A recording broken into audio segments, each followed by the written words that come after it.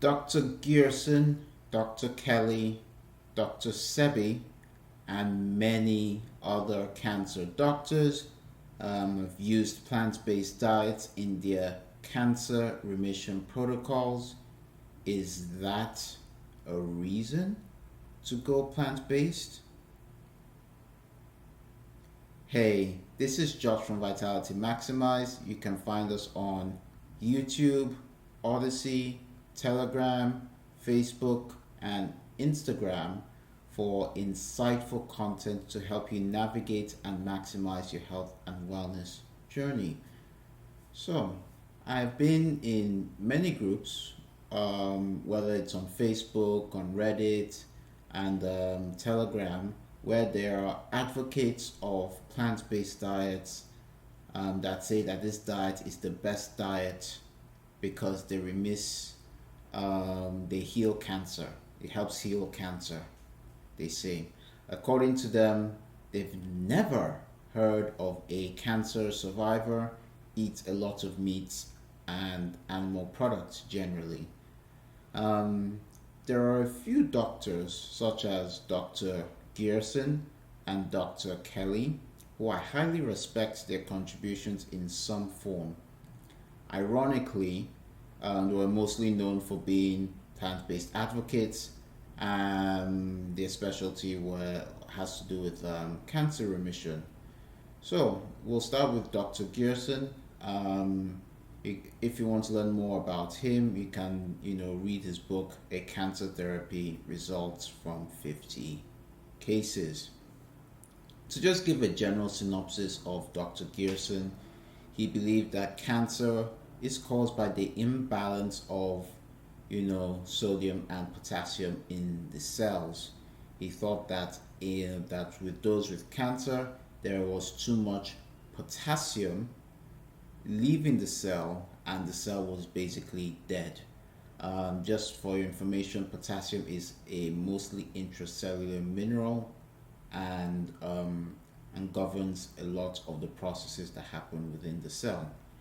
He also thought that eating animal foods either caused too much sodium retention in the cells or caused too much potassium excretion, and that plant foods help replete the cells of potassium to optimize the electrical potential of the cells. He often recommended his patients plant based diets with no salt and lots of juicing. Oddly enough, he did recommend his patients raw liver juice, and later in his protocol, he reintroduced cheese, yogurt, and egg yolks. And one last thing, he also in his regimen, he also recommended against using salt, so which was also very interesting. So yeah, viewers, let us know whether you think Dr. Gerson had a point or two that eating animal foods causes potassium leakage in the comments below. So yeah, that was with Dr. Gerson. Next we'll go over a bit of Dr. Kelley. You can learn more about his book, One Answer to Cancer, and he has also written a couple of other books after One Answer to Cancer. Dr. Kelley believed that cancer is a disorder of protein metabolism due to inadequate production and utilization of pancreatic enzymes. Do you know what gives pancreatic enzymes the most work in the digestive process? Yes, eating animal foods. So, what did he recommend in his cancer patients? While he recommended plant-based diets, he put every single patient on pancreatic enzymes. Why did he do such, if you may ask? It is because it is to provide some firepower to destroy the cancer cell, or otherwise known the trophoblast, which he discovered was implicated in the development of cancer.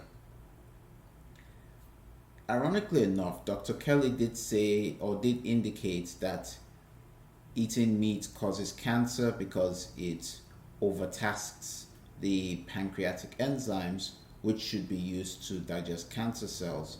He even said in his book that if people that only people should only eat animal protein within a 6 hour period or generally before 1 p.m. He thought that if people do that, 83% of cancer in the United States would have been eliminated. Interesting. His regimen was also getting plenty of success, but he was losing about half of his patients as well. So, a few weeks ago, I picked up some information from Dr. Nicholas Gonzalez. He was Dr. Kelley's student, and I found some really interesting information about Dr. Kelley that I didn't find from his book, One Answer to Cancer. So, ironically, a few years later, there was a lady called Susie who later became Dr. Kelley's wife, who suffered some extreme cases of allergies, iodine sensitivity, and later liver inflammation, otherwise known as hepatitis. Dr. Kelley put her on his regimen and was doing well for about 3 to 4 months. At 6 months, she became less iodine sensitive, and could eat fish, because fish is obviously a source of iodine.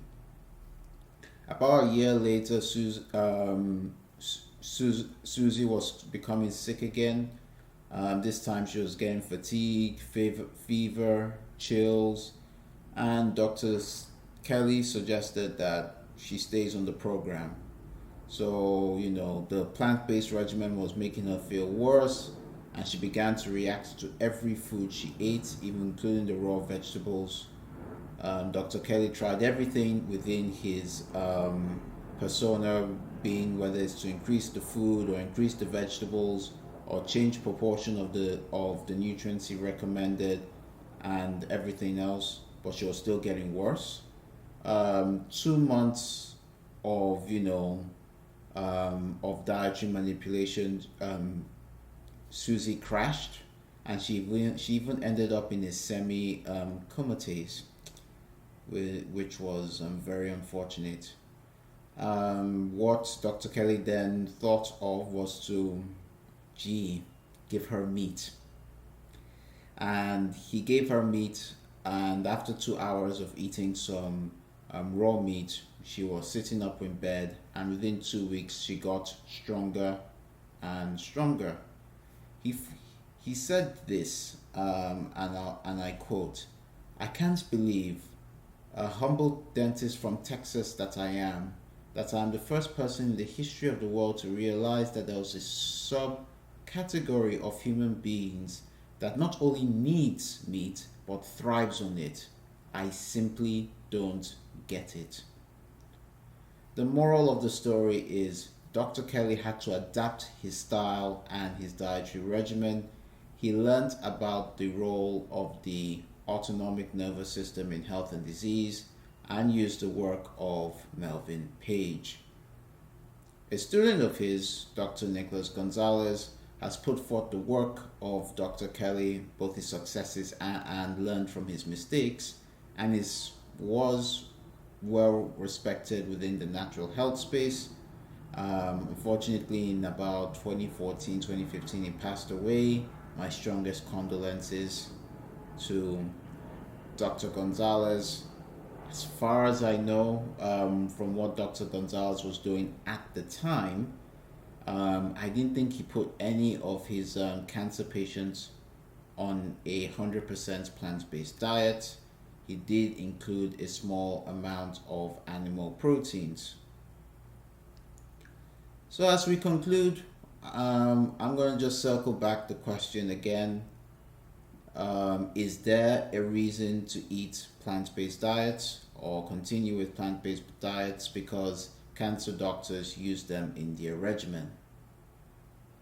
That is, again, on you to decide. So thank you for your time and signing off.